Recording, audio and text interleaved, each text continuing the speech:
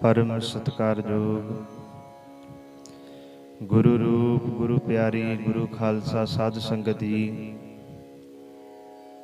आओ सब तो पहला शहीद पिता दे पुत्र शहीद पुत्रां दे पिता सरवंस दानी साहिबे कमाल धन गुरु गोबिंद सिंह महाराज जियां वालों बख्शिश की हुई फतेह बुलाइए जी। कोई भी रसना वांझी ना रहे। जिन्नियां भी संगतां सरवण कर रहे हो, आओ गज के आखो जी वाहिगुरु जी का खालसा वाहिगुरु जी की फतेह। सब तो पहला बेनती है, जिन्हां ने साडा यूट्यूब चैनल सबसक्राइब नहीं किया, वो साडा यूट्यूब चैनल जरूर सबसक्राइब करो, क्योंकि असी इस चैनल ते हर रोज़ गुरबाणी की व्याख्या गुरबाणी विचार अपलोड करते हाँ जी। अज जिवें कि आपां सारिआं नूं पता ही है, अज संगरांद दा पावन पवित्र दिहाड़ा है। सतगुरु जियां ने अज हाड़ दे महीने की बख्शिश की है। आओ हाड़ दे महीने की आपां व्याख्या सरवण करिए। महाराज इस महीने अंदर सानू की उपदेश दे रहे ने। पंचम पातशाह की बाणी है। सतगुरु जियां ने माझ राग विच बाणी उचारण की हुई है, जो कि धन श्री गुरु ग्रंथ साहिब महाराज जियां विच 133 अंग ते 12 माहां की बाणी दर्ज है। अज सतगुरु जी की बख्शिश करते हैं। महाराज कहते आषाढ़ तपंदा तिस लगै हर नाहो ना जिन्ना पास। नाहो तो भाव है खसम।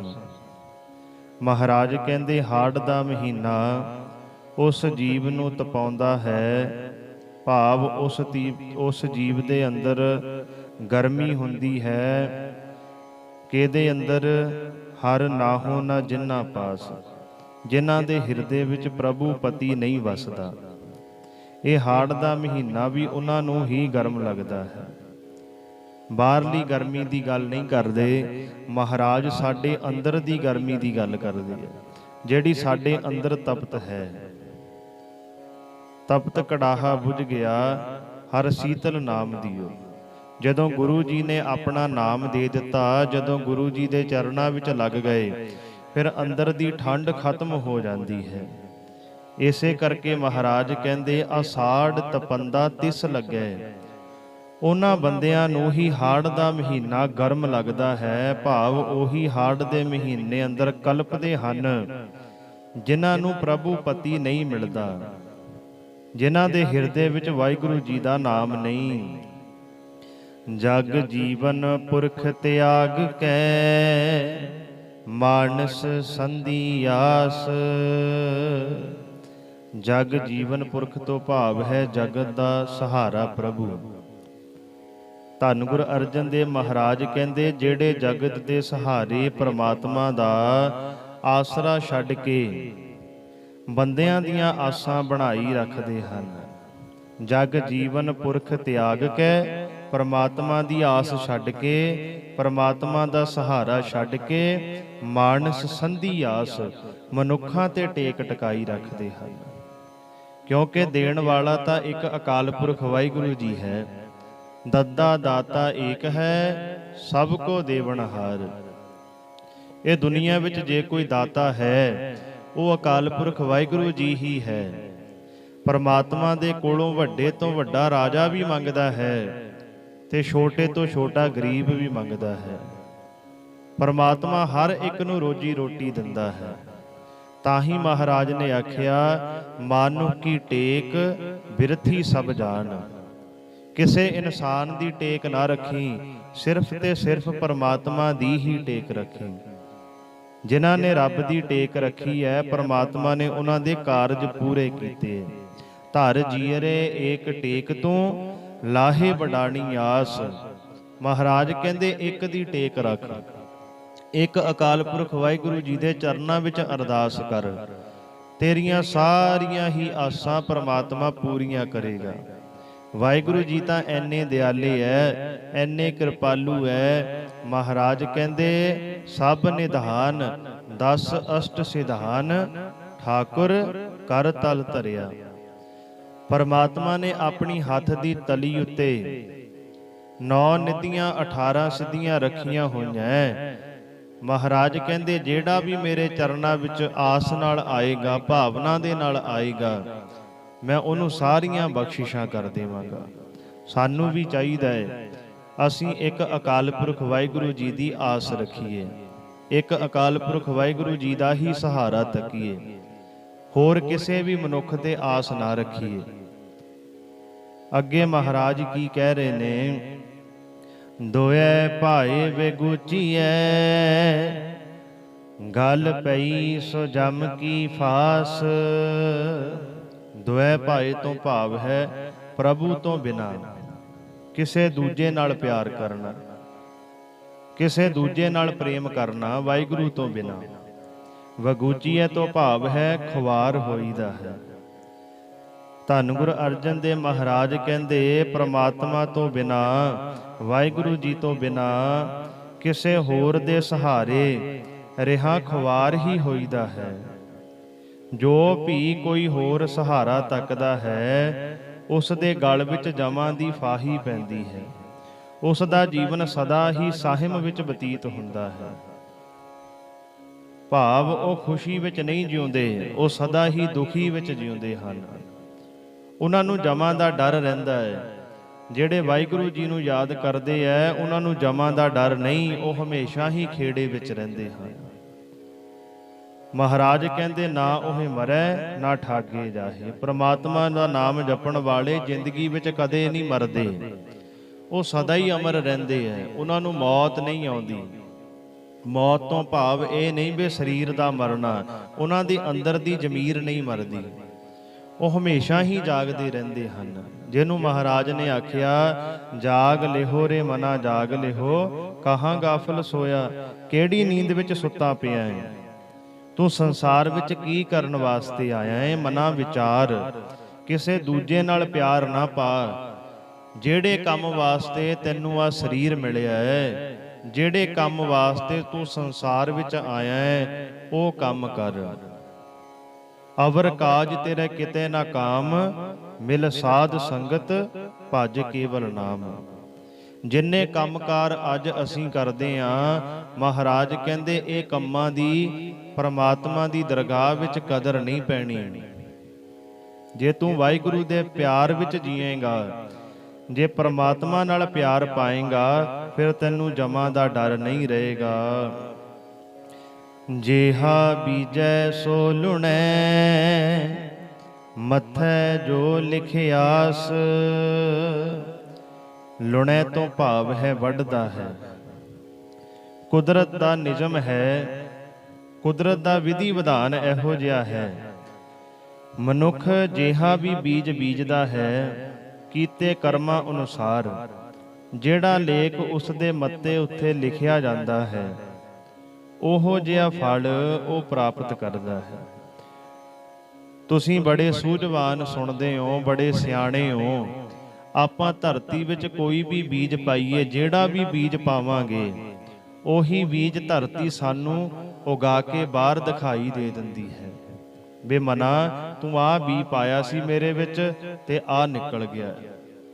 ਕਦੇ ਵੀ ਇਹੋ ਜਿਹਾ ਨਹੀਂ ਹੁੰਦਾ ਵੀ ਝੋਨਾ ਬੀਜੋ, ਝੋਨਾ ਬੀਜ ਕੇ ਕਣਕ ਪ੍ਰਾਪਤ ਹੋਵੇ, ਨਹੀਂ। ਜਿਹੋ ਜਿਹਾ ਬੀਜ ਧਰਤੀ ਵਿੱਚ ਪਾਓਗੇ, ਧਰਤੀ ਵਿੱਚੋਂ ਉਹੋ ਜਿਹਾ ਹੀ ਨਿਕਲੇਗਾ। ਮਹਾਰਾਜ ਕਹਿੰਦੇ ਆਪਣੇ ਮਨ ਨੂੰ ਵੀ ਧਰਤੀ ਸਮਝ। ਇਹ ਧਰਤੀ ਵਿੱਚ ਚੰਗਾ ਪਾ ਲੈ, ਚੰਗਾ ਨਿਕਲੇਗਾ, ਤੇ ਮਾੜਾ ਪਾ ਲੈ, ਮਾੜਾ ਨਿਕਲ ਜਾਏਗਾ। ਜਿਹਾ ਬੀਜੈ ਸੋ ਲੁਣੈ। ਜਿਹੋ ਜਿਹਾ ਵੀ ਬੀਜੋਗੇ ਉਹੋ ਜਿਹਾ ਹੀ ਵੱਢਣਾ ਪਏਗਾ। ਰੈਣ ਵਿਹਾਣੀ ਪਛੁਤਾਣੀ, ਉੱਠ ਚੱਲੀ ਗਈ ਨਿਰਾਸ। ਜਗ ਜੀਵਨ ਪੁਰਖ ਨੂੰ ਵਿਸਾਰ ਕੇ, ਵਾਹਿਗੁਰੂ ਜੀ ਨੂੰ ਵਿਸਾਰ ਕੇ, ਇਹ ਜੀਵ ਇਸਤਰੀ ਦੀ ਸਾਰੀ ਜ਼ਿੰਦਗੀ ਪਛਤਾਵਿਆਂ ਵਿੱਚ ਹੀ ਗੁਜ਼ਰਦੀ ਹੈ। ਰੈਣ ਵਿਹਾਣੀ ਪਛੁਤਾਣੀ। ਸਾਰੀ ਉਮਰ ਪਛਤਾਵਿਆਂ ਵਿੱਚ ਹੀ ਗੁਜ਼ਰਦੀ ਹੈ। ਉੱਠ ਚੱਲੀ ਗਈ ਨਿਰਾਸ, ਜਦੋਂ ਸੰਸਾਰ ਤੋਂ ਜਾਣਾ ਵੀ ਹੈ ਫਿਰ ਵੀ ਇਹ ਨਿਰਾਸ਼ ਹੀ ਜਾਂਦੀ ਹੈ। ਉਹ ਜਗਤ ਤੋਂ ਟੁੱਟੇ ਹੋਏ ਦਿਲ ਨਾਲ ਹੀ ਤੁਰ ਪੈਂਦੀ ਹੈ। ਜਿਨ ਕੋ ਸਾਧੂ ਭੇਟੀਐ ਸੋ ਦਰਗਹ ਹੋਏ ਖਲਾਸ। ਭੇਟੀਐ ਤੋਂ ਭਾਵ ਹੈ ਮਿਲਦਾ ਹੈ, ਖਲਾਸ ਸੁਰਖਰੂ ਆਦਰ।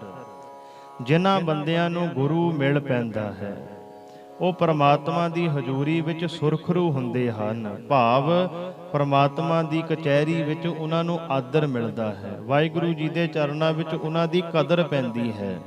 ਕਿਹਨਾਂ ਦੀ? ਜਿਨ ਕੋ ਸਾਧੂ ਭੇਟੀ ਹੈ, ਜਿਹੜੇ ਪੂਰੇ ਗੁਰੂ ਦੇ ਚਰਨਾਂ ਵਿੱਚ ਆ ਗਏ, ਜਿਨ੍ਹਾਂ ਨੇ ਪੂਰੇ ਗੁਰੂ ਦੇ ਬਚਨ ਮੰਨਣੇ ਸ਼ੁਰੂ ਕਰ ਦਿੱਤੇ, ਜਿਨ੍ਹਾਂ ਨੇ ਪਰਮਾਤਮਾ ਦਾ ਨਾਮ ਜਪਣਾ ਸ਼ੁਰੂ ਕਰ ਦਿੱਤਾ, ਉਹਨਾਂ ਨੂੰ ਦਰਗਾਹ ਵਿੱਚ ਆਦਰ ਮਿਲਦਾ ਹੈ, ਸਤਿਕਾਰ ਮਿਲਦਾ ਹੈ। ਕਰ ਕਿਰਪਾ ਪ੍ਰਭ ਆਪਣੀ ਤੇਰੇ ਦਰਸ਼ਨ ਹੋਏ ਪਿਆਸ।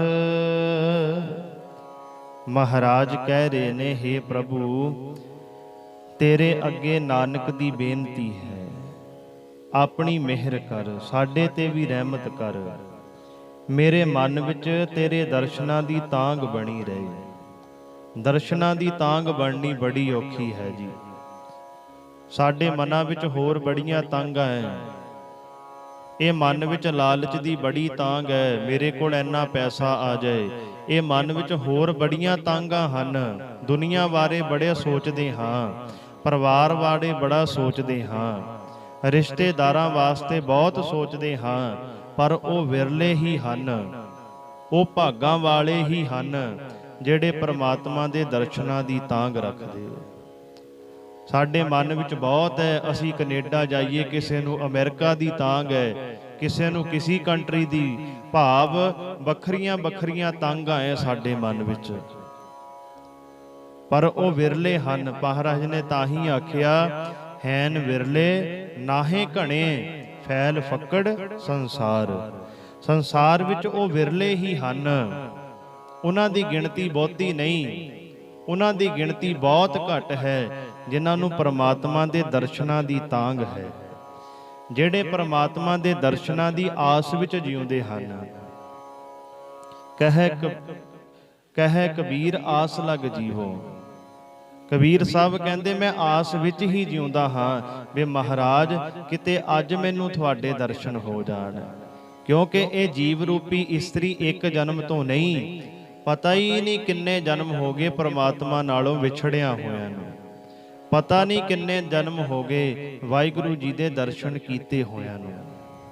ਅਰਦਾਸ ਕਰਨੀ ਚਾਹੀਦੀ ਹੈ, ਸਾਨੂੰ ਵੀ ਆਪਣੇ ਮਨ ਵਿੱਚ ਇਹ ਤਾਂਘ ਰੱਖਣੀ ਚਾਹੀਦੀ ਹੈ, ਮਹਾਰਾਜ ਸਾਡੇ ਤੇ ਵੀ ਕਿਰਪਾ ਕਰੋ, ਸਾਨੂੰ ਵੀ ਆਪਣੇ ਦਰਸ਼ਨ ਬਖਸ਼ੋ।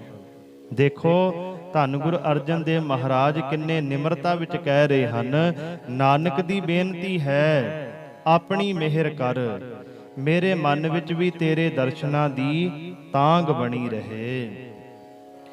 ਪ੍ਰਭ ਤੁਧ ਬਿਨ ਦੂਜਾ ਕੋ ਨਹੀਂ, ਨਾਨਕ ਕੀ ਅਰਦਾਸ। ਕਿਉਂਕਿ हे ਪ੍ਰਭੂ ਜੀ, हे ਵਾਹਿਗੁਰੂ ਜੀ, ਤੇਤੋਂ ਬਿਨਾ ਮੇਰਾ ਕੋਈ ਹੋਰ ਆਸਰਾ ਨਹੀਂ ਹੈ। ਇੱਕ ਤੁਸੀਂ ਹੀ ਹੋ ਜੋ ਸਾਡੀਆਂ ਆਸਾਂ ਪੂਰੀਆਂ ਕਰਨ ਵਾਲੇ ਹੋ, ਸਾਨੂੰ ਹੌਸਲਾ ਦੇਣ ਵਾਲੇ ਹੋ, ਸਾਨੂੰ ਆਸਰਾ ਦੇਣ ਵਾਲੇ ਹੋ। ਮਹਾਰਾਜ ਤੁਹਾਡੇ ਤੋਂ ਬਿਨਾ ਮੇਰਾ ਕੋਈ ਨਹੀਂ ਹੈ। ਅਸਾੜ ਸੁਹੰਦਾ ਤਿਸ ਲੱਗੈ, ਜਿਸ ਮਨ ਹਰ ਚਰਨ ਨਿਵਾਸ। ਇਸ ਮਨੁੱਖ ਦੇ ਮਨ ਵਿੱਚ ਪ੍ਰਭੂ ਦੇ ਚਰਨਾਂ ਦਾ ਨਿਵਾਸ ਬਣਿਆ ਰਹੇ, ਉਸ ਨੂੰ ਤਪਤ ਹਾੜ ਭੀ ਭਾਵ ਸੁਹਾਵਣਾ ਜਾਪਦਾ ਹੈ, ਉਸ ਨੂੰ ਦੁਨੀਆ ਦੇ ਦੁੱਖ ਕਲੇਸ਼ ਵੀ ਦੁਖੀ ਨਹੀਂ ਕਰ ਸਕਦੇ। ਅਸਾੜ ਸੁਹੰਦਾ ਤਿਸ ਲੱਗੇ, ਇਹ ਹਾੜ ਦਾ ਮਹੀਨਾ ਉਹਨਾਂ ਲਈ ਸੁਹਾਵਣਾ ਬਣ ਜਾਂਦਾ ਹੈ। ਇਹ ਹਾੜ ਦੇ ਮਹੀਨੇ ਵਿੱਚ ਵੀ ਉਹਨਾਂ ਦੇ ਅੰਦਰ ਨੂੰ ਠੰਡ ਨਹੀਂ ਲੱਗਦੀ।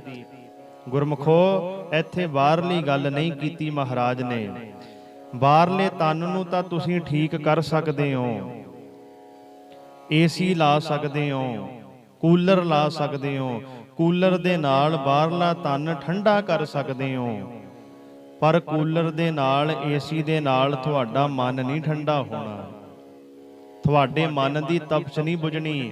ਇਹ ਮਨ ਵਿੱਚ ਕਾਮ, ਕ੍ਰੋਧ, ਲੋਭ, ਮੋਹ, ਹੰਕਾਰ ਦੀ ਤਪਸ਼ ਨਹੀਂ ਬੁਝਦੀ। ਬਾਹਰਲੇ ਏਸੀਆਂ ਨਾਲ ਤਨ ਠੰਡਾ ਹੋ ਜਾਂਦਾ ਹੈ, ਪਰ ਗੁਰੂ ਜੀ ਦੀ ਬਾਣੀ ਦੇ ਨਾਲ ਮਨ ਠੰਡਾ ਹੋ ਜਾਂਦਾ ਹੈ। ਗੁਰੂ ਜੀ ਦੀ ਬਾਣੀ ਸਾਡੇ ਮਨ ਨੂੰ ਠੰਡਿਆਂ ਕਰ ਦਿੰਦੀ ਹੈ। ਮਹਾਰਾਜ ਕਹਿੰਦੇ, ਆਸਾੜ ਸੁਹੰਦਾ ਤਿਸ ਲੱਗੇ। ਹਾੜ ਦਾ ਮਹੀਨਾ ਉਹਨਾਂ ਲਈ ਸੁਹਾਵਣਾ ਹੋ ਜਾਂਦਾ ਹੈ, ਉਹਨਾਂ ਲਈ ਠੰਡਾ ਹੋ ਜਾਂਦਾ ਹੈ। ਜਿਸ ਮਨ ਹਰ ਚਰਨ ਨਿਵਾਸ, ਜਿਨ੍ਹਾਂ ਦੇ ਹਿਰਦੇ ਰੂਪੀ ਘਰ ਵਿੱਚ ਪਰਮਾਤਮਾ ਦਾ ਨਿਵਾਸ ਹੋ ਜਾਏ, ਵਾਹਿਗੁਰੂ ਜੀ ਦੇ ਚਰਨ ਵਸ ਜਾਣ, ਭਾਵ ਵਾਹਿਗੁਰੂ ਜੀ ਦੇ ਬਚਨ ਵਸ ਜਾਣ, ਉਹਨਾਂ ਨੂੰ ਦੁੱਖ ਵੀ ਦੁਖੀ ਨਹੀਂ ਕਰ ਸਕਦਾ। ਉਹ ਹਮੇਸ਼ਾ ਹੀ ਖੇੜੇ ਵਿੱਚ ਰਹਿੰਦੇ ਹਨ, ਉਹ ਹਮੇਸ਼ਾ ਹੀ ਸੁਖੀ ਰਹਿੰਦੇ ਹਨ। ਨਾਨਕ ਭਗਤਾਂ ਸਦਾ ਵਿਗਾਸ, ਸੁਣਿਐ ਦੁਖ ਪਾਪ ਕਾ ਨਾਸ। ਵਾਹਿਗੁਰੂ ਜੀ ਦੇ ਭਗਤਾਂ ਦੇ ਮਨ ਵਿੱਚ ਸਦਾ ਹੀ ਆਨੰਦ ਰਹਿੰਦਾ ਹੈ, ਖੇੜਾ ਰਹਿੰਦਾ ਹੈ। ਇਹ ਸਨ ਜੋ ਅੱਜ ਧੰਨ ਸ਼੍ਰੀ ਗੁਰੂ ਅਰਜਨ ਦੇਵ ਮਹਾਰਾਜ ਜੀਆਂ ਨੇ ਸਾਡੇ ਤੇ ਬਖਸ਼ਿਸ਼ ਕੀਤੀ ਹੈ। ਸੰਗਰਾਂਦ ਦਾ ਪਾਵਨ ਪਵਿੱਤਰ ਦਿਹਾੜਾ ਸਤਿਗੁਰੂ ਜੀਆਂ ਨੇ ਅੱਜ ਬਖਸ਼ਿਆ ਹੈ। ਹਾੜ ਦੇ ਮਹੀਨੇ ਦੀ ਸੰਗਰਾਂਦ ਦੇ ਆਪਾਂ ਅਖਰੀ ਅਰਥ ਸਰਵਣ ਕੀਤੇ ਹਨ। ਮਹਾਰਾਜ ਕਿਰਪਾ ਕਰਨ, ਇਹ ਗੁਰਬਾਣੀ ਦੀ ਵਿਚਾਰ ਸਾਡੇ ਹਿਰਦਿਆਂ ਦੇ ਅੰਦਰ ਵਸ ਜਾਏ, ਅਸੀਂ ਬਾਣੀ ਦੇ ਮੁਤਾਬਕ ਆਪਣਾ ਜੀਵਨ ਢਾਲ ਸਕੀਏ ਜੀ। ਇਹ ਹਾੜ ਦਾ ਮਹੀਨਾ ਸਾਰੀਆਂ ਸੰਗਤਾਂ ਵਾਸਤੇ ਖੁਸ਼ੀਆਂ ਭਰਿਆ ਆਵੇ। ਇਸ ਮਹੀਨੇ ਅੰਦਰ ਅਸੀਂ ਸਤਿਗੁਰੂ ਜੀ ਦੀ ਬਾਣੀ ਦੇ ਨਾਲ ਜੁੜੀਏ, ਸਦਾ ਵਾਸਤੇ ਸਾਡੀ ਸਤਿਗੁਰੂ ਜੀ ਦੀ ਨਾਲ ਬਣ ਆਵੇ।